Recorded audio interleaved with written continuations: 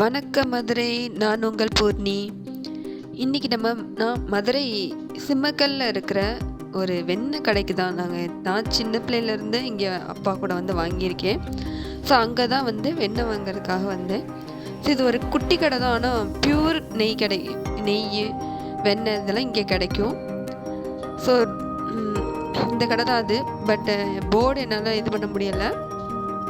So address வந்து உங்களுக்கு நான் லாஸ்ட்டாக மென்ஷன் பண்ணுறேன். ஸோ இங்கே பார்த்தீங்கன்னா உங்களுக்கு பியூர் வெண்ணெய், நெய் எல்லாமே கிடைக்கும். நான் எப்போயுமே இங்கே தான் வந்து வெண்ணெய் வாங்குவோம்.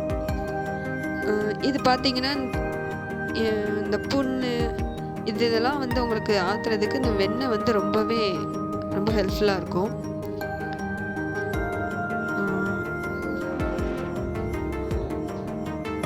ஸோ இதுதான் கடை. இன்னொன்று இங்கே வந்து ஊறுகாய், இந்த இட்லி பொடி இதெல்லாமே வச்சுருந்தாங்க. ஸோ இவர் தான் ஓனர்.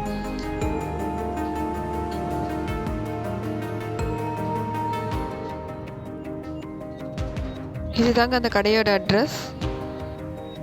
ஸோ அப்படியே நாங்கள் என்ன பண்ணோம், சிம்மக்கல் எங்கள் பாப்பாவுக்கு ட்ரெஸ் எடுக்கிறதுக்காக நாங்கள் சிம்மக்கல் வழியாக வந்தோம். ஸோ அப்போ தான் இங்கே வெண்ணெய் வாங்கிட்டு அப்படியே நம்ம ட்ரெஸ் எடுக்க போகலாம் அப்படின்னு நாங்கள் பிளான் பண்ணோம். ஸோ பார்த்திங்கன்னா ஃபுல்லாக டிராஃபிக். திருவிழா வந்து இப்போவே களைக்கட்ட தொடங்கிடுச்சு மீனாட்சி அம்மன் கோயிலை சுற்றி. ஸோ அந்த சிம்மக்கல் வழியாக நான் மீனாட்சி அம்மன் கோயிலுக்கு போகிற வழி பார்த்திங்கன்னா ரொம்ப ஹெவி டிராஃபிக். நாங்கள் ஒரு 11 o'clock போல் போயிருப்போம்னு நினைக்கிறேன். அந்த டைமில் பார்த்தீங்கன்னா உங்களுக்கு தெரியும், ஒரு ஆள் போகிறதுக்கே ரொம்ப கஷ்டம். அந்த அளவுக்கு ரொம்ப டிராஃபிக்காக இருந்தது. ஸோ இதையும் தாண்டி நாங்கள் அங்கே போனோம். ரொம்பவே நல்லா இருந்தது. கோயிலை சுற்றி பார்த்திங்கன்னா இப்போவே திருவிழா களைக்கட்ட தொடங்கிருச்சு.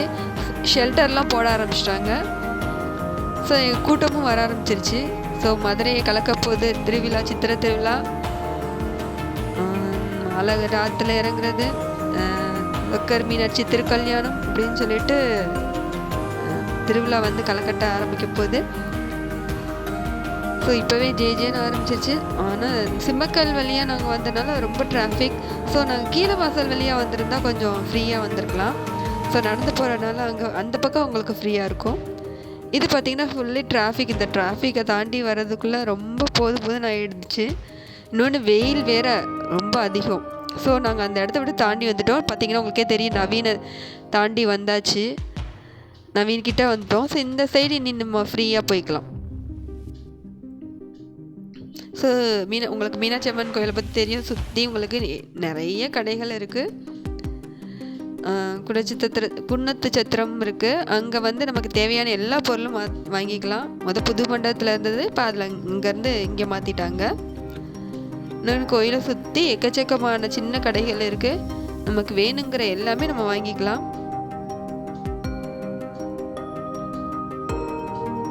மதுரைனாலே மதுரை மீனாட்சி அம்மன் கோயில் தான். உங்களுக்கு தெரியுதா அந்த கோபுரம்?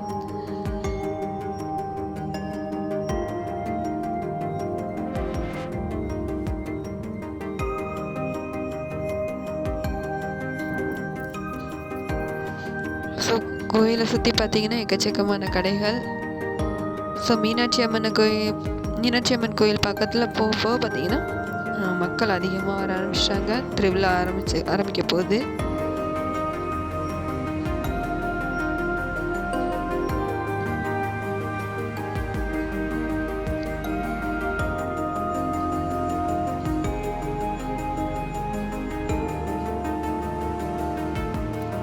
ஸோ வெயில் வந்து ரொம்ப அதிகமாக இருக்குது.